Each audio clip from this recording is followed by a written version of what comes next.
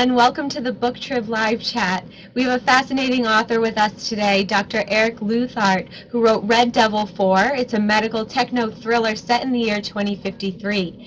While he moonlights as an author, his day job is neuroscience. Dr. Leuthardt is a neurosurgeon and a biomedical engineer, as well as a recognized pioneer in neural prosthetics.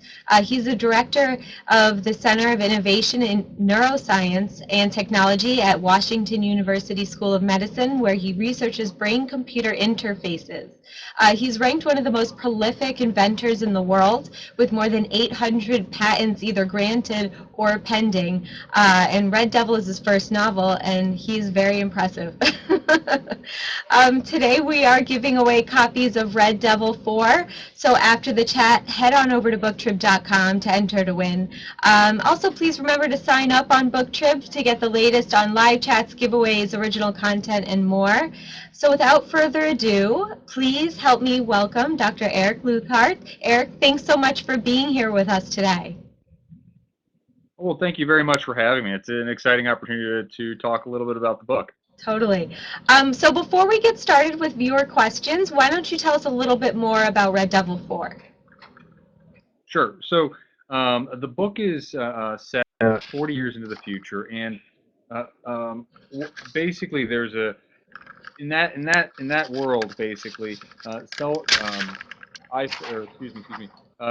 brain implants, brain-computer interfaces, neurotechnology are as ubiquitous as cell phones today. That we have implants and we can share thoughts and we can download memories as easily as we can download a song today on iTunes. And in that world, basically, there's a neurosurgeon who is suddenly confronted by the fact that a number of his very high-profile patients have started killing people. And really, to get to the bottom of it, he really has to figure out their neurologic syndromes quite fast before this essentially disease gets out of control and affects millions of people. And so, kind of really, in the process of that, I think the reader's really taken through a kind of really a fast-paced story that is both a thriller, but at the same time, I think really reveals a lot of the cutting-edge technology that is really based on stuff going on today. So Patricia says, you're a scientist, so what made you want to write fiction? Is this something that you have been doing your whole life on the side? Tell us a little bit more about that. Yeah, absolutely. So I've always loved writing. And just as some background, I was both in addition to kind of doing science, I got degrees in both biology and theology when I was an undergraduate. And I've always been fascinated by the interaction between how the world works and what the meaning of it is.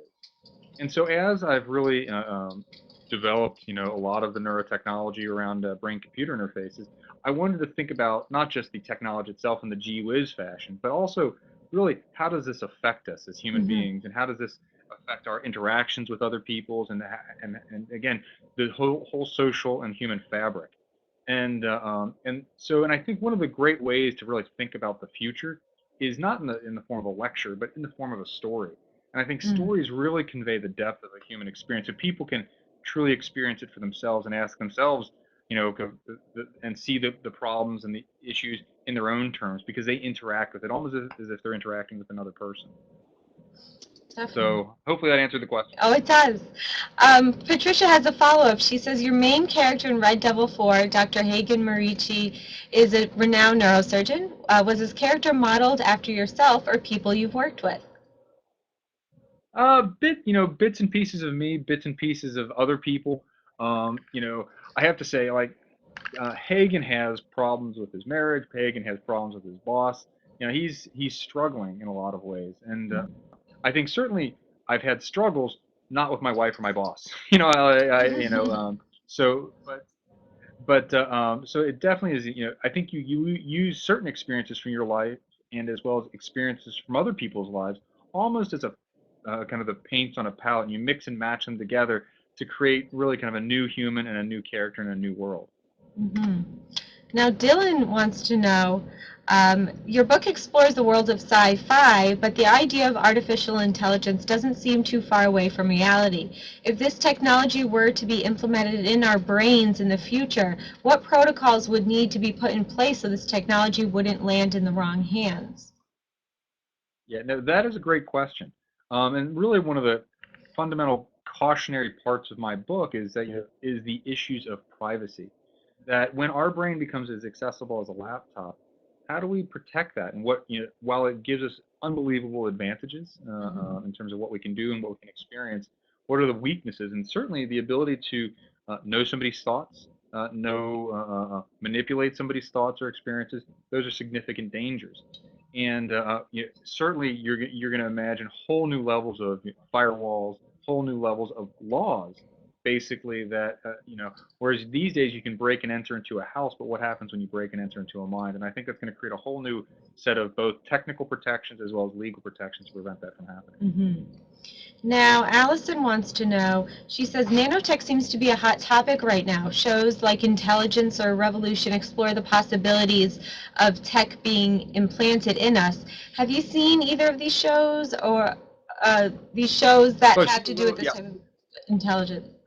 yeah, absolutely. So I've seen Intelligence and a little bit of Revolution. I think the exciting thing about that is that these ideas are becoming much more mainstream.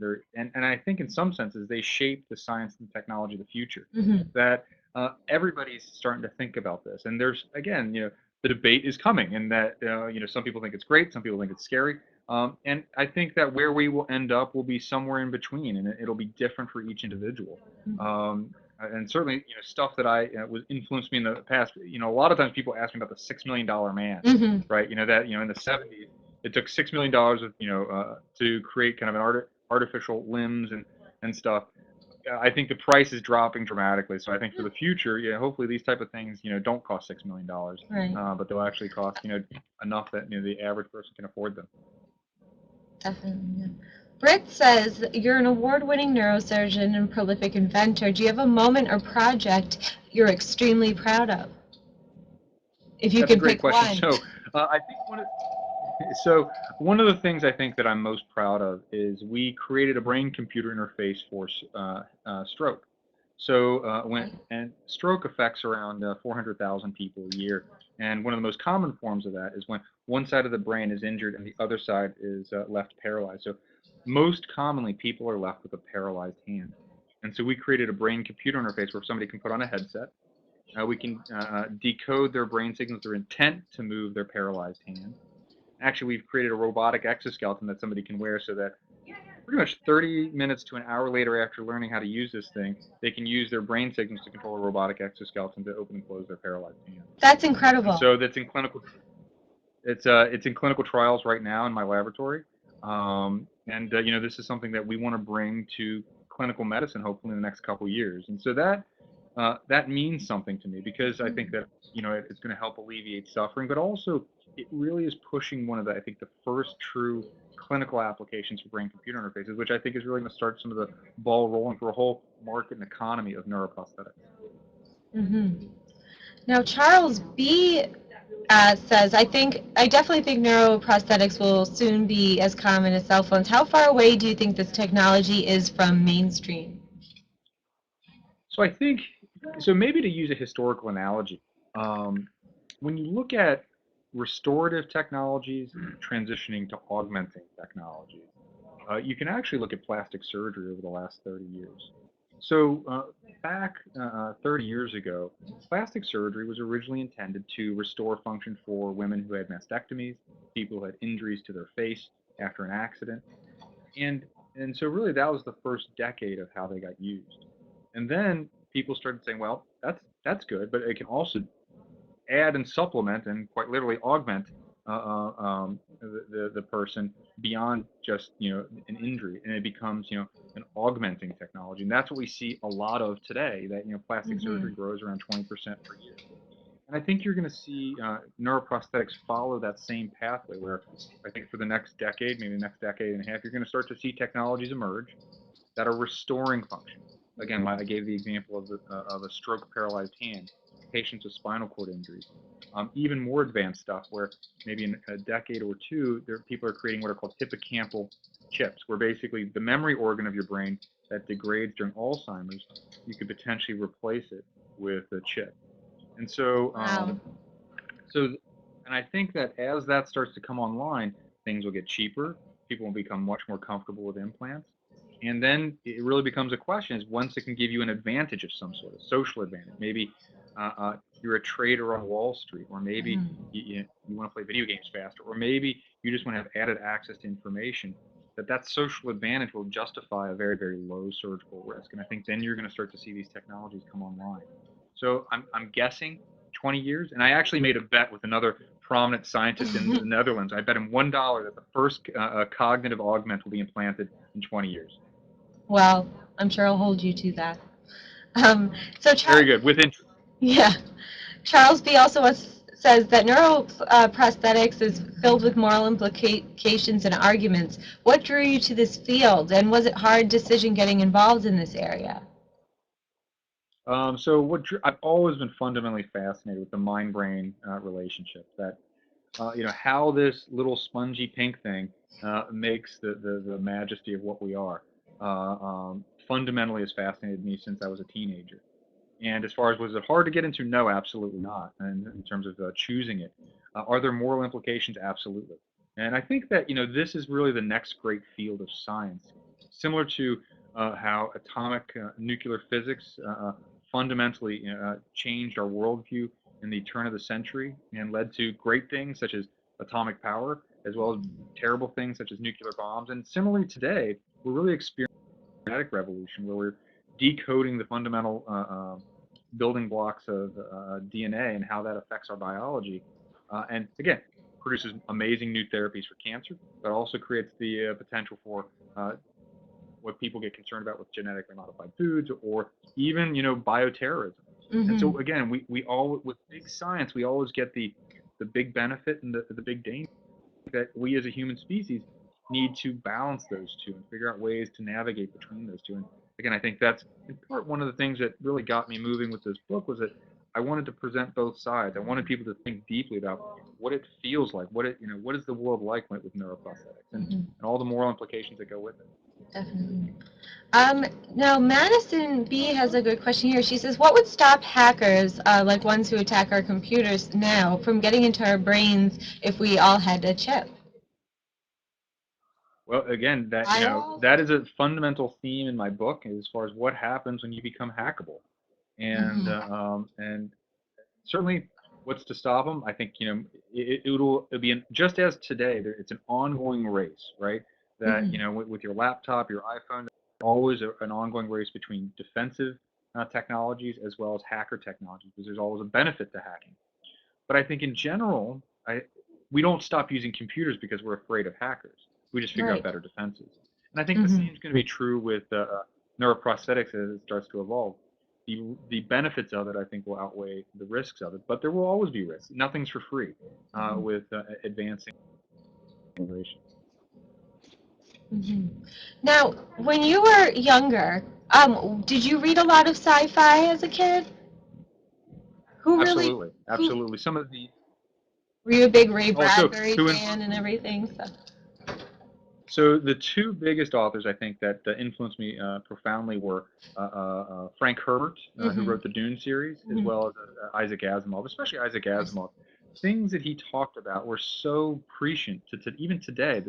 He talked about the quantitative history, where basically we could predict human behavior through mathematic techniques. And really, you're seeing that happening now with all the quantitative self, with mass data and data analytics, and Facebook and Google are really becoming very predictive of human behavior. And so that Asimov really influenced me into thinking about great futurist fiction that really not only predicts it, but in a certain way makes it happen, because he really envisioned a world that I think we've now moved towards. Now, Britt has a good question here. You seem like a pretty busy guy, from writing to being, a neuroscientist. But what do you do to relieve stress, and do you have any time for that?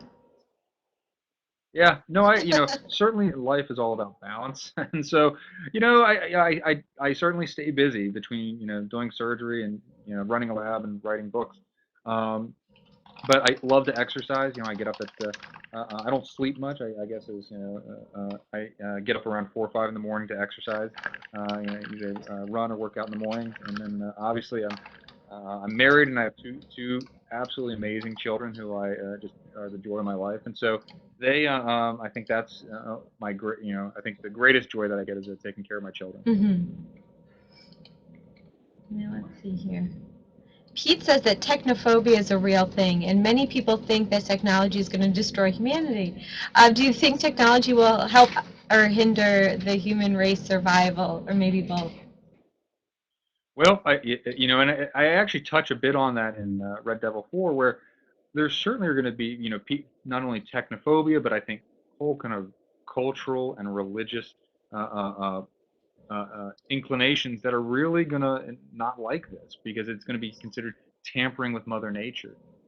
And do I think it's going to destroy humanity? Absolutely not. No more so than the threat of a nuclear bomb, or no more so than genetic bioterrorism. That those threats are there. They have to be managed. But I don't think that again, we don't get the benefit of the technology without dealing and accommodating the risk that it will bring with it. Now, do you think, how will nanotech change the face of medicine moving forward? Hi there. Well, I think one of the fundamental things is it's going to make everything minimally invasive. And Ray Kurzweil paints a great picture of, right now, as a surgeon, I have to cut the skin and I have to open things up. For instance, sometimes with the big surgeries that I do, I take off half the skull. Now, even today, we're starting to see things become less and less invasive. Some of the tumors that I treated with big surgeries, I'm now treating through kind of a laser probe that's the size of a pencil. But I think you're going to see that move even more minimally invasive. Where imagine that you inject, and again, it sounds crazy, but imagine where you inject small robots into your blood, or you swallow them, and they really circulate through your body as if they're going through a highway system to modify different parts of your body, to fight cancer, to fight infections. That you will really literally see injectable surgery. That's amazing. Now, how long did it take you to write Red Devil 4? So from the moment that I started, I remember very clearly. I was having a few beers in Seattle, listening to a Beck song, and I even remember the song "Scarecrow." The lyric was, "The devil's trying to take my mind," and I remember I was sitting with some friends and we were just talking science and geek stuff. And again, that for some reason that song and that devil trying to take my mind, the notion of possession and somebody kind of taking over, really, as we were talking about some of the neural prosthetics, really struck home. So that was 7 years ago, and then I think I finally finished the book 5 years later, and it took around 2 years to finally move it through the publishers. Oh, wow. So 7 years in total. Now, are you working on a second book now? Or are you working on any more writing projects? Absolutely. I just finished writing my second one. Now it's going through the editorial process, and hopefully, again, hopefully in a year or two, we'll see the second one come out. Is this a follow-up to Red Devil 4? Is it a sequel? I wouldn't call it a sequel. It's certainly in the same world with different characters and different scenarios. I mean, I have to go push Greg to give me some really good information on this. Now, Madison B. wants to know, would you want this book to be turned into a television series? If so, do you have any actors who you admire that you feel would be right for the parts? Oh, I'm sorry. So I think if I was to choose between a TV series and a movie, I would prefer a movie, but this could certainly fit into a 24 style movie. In that it really is a tightly paced story that really, literally, it's I guess I would call this one 48 hours because the entire book spans 48 hours. As far as actors, that's a tough one. I'm not sure. I'd have to think about who I'd want to represent some of these characters. In part because I'm terrible remembering the names of a lot of these actors, and so I'd have to think about that one. How long did? Oh, excuse me. For those of us who haven't, read Red Devil 4 yet, can you tell us a little more about what the title means? So I'm a little circumspect because you will learn the exact meaning of that at the very end of the book. It's part of the punchline. So I got to be a little. Spoiler. So Yeah, exactly. I have to. I don't want to do a spoiler on that one. Hmm. But it's very. There's a very specific reason why it's called RedDevil 4. Now, I have a question here. Another side theme to your book is work-life balance to some extent. You wear so many hats. How do you keep a balance in your professional and personal life? That is a great question. Well, I think that one thing that being a neurosurgeon taught me is to prioritize. So Mm-hmm. I really, every day that I, start off my day, I really think about, what I want to accomplish for that day and what I want to accomplish for that week. And I really think that, and every couple weeks, I really actually take time from an introspective standpoint to think about, okay, where am I going with whatever it is that I'm doing in my life, generally speaking, and really, what goals do I have, as they translate to day by day and week by week. And that really helps me structure my day because I Mm-hmm. really, I'm always wearing different hats and going between different things. And I think the more you can kind of take some, moments and, really think about, what it is that you want to do with yourself, your life, and then really work that into a plan has really helped me maintain balance because certainly again prioritizing my family is Mm-hmm. important, my science is important, taking care of my patients is important, and again it's always a careful interplay so that any too much of any one of those makes the other one suffer. So it's always kind of a juggling act. Mm-hmm. Irene wants to know, do you think it's a mistake that most folks rely so much on technology? Do you think there might come a time, whether through ordinary So natural disasters or something more catastrophic, like a massive EMP, when we'll have to return, even for a short time, to the skills most people had 100 years ago? That is a good question. So, is it a mistake? No, because actually, I think there's actually a very interesting neuroscience, neurobiology about how humans interact with technology. Mm-hmm. And it was actually out of Riken Institute in Japan, where they looked at monkeys working with rakes to feed themselves. Mm-hmm. And one of the fundamental things that they discovered is, so they looked at the monkey's brain where he was wor- with the sensory cortex, basically the part of the brain that allows us to perceive touch. Mm-hmm. And one of the things they found is after the monkey used the rake for a while, and then they would touch the rake, his brain would activate as if a part of his body was being touched. That's a very, very specific example that as we use our tools, our brain is really structured to make them a part of our body. And so that's a natural part of our evolution, I think, that whether it be rakes as monkeys, tools and knives and fire when we were, hunters and gatherers, to Google glasses now, is that it's a part of our evolutionary biology to take on tools and make them part of us. And just as some real world examples, Mm-hmm. so if you've ever scratched the hub of your car on like the side of a road, it physically hurts, right? Mm-hmm. You hear that sound and you're like, oh, and or when you lose your cell phone, you feel a little dumber, and all those things, are really pointing to the fact how we embody our technology. For instance, I'm wearing glasses and a watch right now. In some sense, that's a part of who I am, or the clothing that we wear embodies us more than just protecting us from the elements. And so now, does these technologies give us new vulnerability, such as an EMP? Mm-hmm. Absolutely.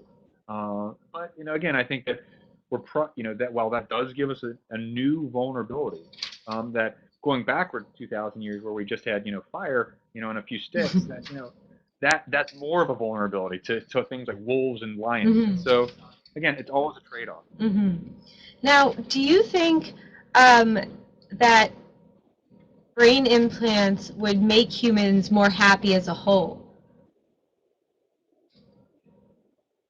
Well, I don't know the answer to that, because in part, I think that so human one thing, while technology will change a lot, Mm-hmm. I don't know that human nature will change that much. In some senses, technology amplifies the person that we are and our current human nature. There's moments when I think we are incredibly noble. Mm-hmm. There's moments when I think we are incredibly gracious, generous, sensitive, and caring. There's other times when we're the opposite of that. Right. And technology is an amplification of those fundamental drivers. And so, will it make us happy? Well, if we're happy people, it may make us more happy.